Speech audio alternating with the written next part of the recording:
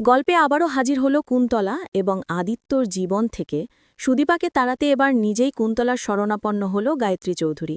হ্যাঁ বন্ধুরা, আমরা এমনটাই বিত্তে পাব অনুরাগের ছোঁয়া ধারাবাহিকের আগামী পর্বগুলোতে। গল্পে প্রথমেই দেখা যায় আদিত্য বউ নিয়ে হাজির হয়। গায়ত্রী দেবী প্রচণ্ড ক্ষেপে গিয়ে আদিত্যকে ঠাটিয়ে চড় মারে এবং রুদ্রমূর্তিতে সবাইকে জানিয়ে দেয় সে কোনোভাবেই মানবে না এই গ্রামের মেয়েটাকে, এই ভিকেরির ঘরের মেয়েকে সে তার বাড়ির বউ করবে না। তবে আদিত্য গায়ত্রী চৌধুরীকে বুঝিয়ে দেয় যে সুদীপা তার স্ত্রী এবং তার স্ত্রীর সম্মান সে সর্বদা রক্ষা করবে। সারা জীবন আমার স্ত্রীর দায়িত্ব শুধু আমারই, আদিত্য জোর দিয়ে বলে। কে মানল কি না তাতে তার কিচ্ছু আসে যায় না। গায়ত্রী চৌধুরী একেবারেই সুদীপাকে বরণ করতে চায় না, একথা সে স্পষ্ট করে জানিয়ে দেয়। তৎক্ষণাৎ সে ভাবতে থাকে কি উপায়ে সেই ভিকেরির ঘরের মেয়েটাকে বাড়ি থেকে তাড়াতে পারবে। তখনই গায়ত্রীর মনে পড়ে তার গুরুমার কথা।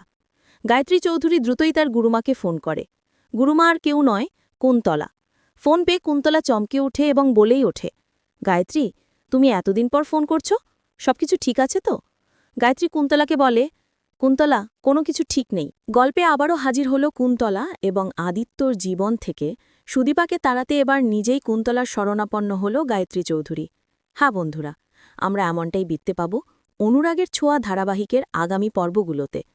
গল্পে প্রথমেই দেখা যায় আদিত্য বউ নিয়ে হাজির হয়। গায়ত্রী দেবী প্রচণ্ড ক্ষেপে গিয়ে আদিত্যকে ঠাটিয়ে চড় মারে এবং রুদ্রমূর্তিতে সবাইকে জানিয়ে দেয় সে কোনোভাবেই মানবে না এই গ্রামের মেয়েটাকে, এই ভিকেরির ঘরের মেয়েকে সে তার বাড়ির বউ করবে না। তবে আদিত্য গায়ত্রী চৌধুরীকে বুঝিয়ে দেয় যে সুদীপা তার স্ত্রী এবং তার স্ত্রীর সম্মান সে সর্বদা রক্ষা করবে।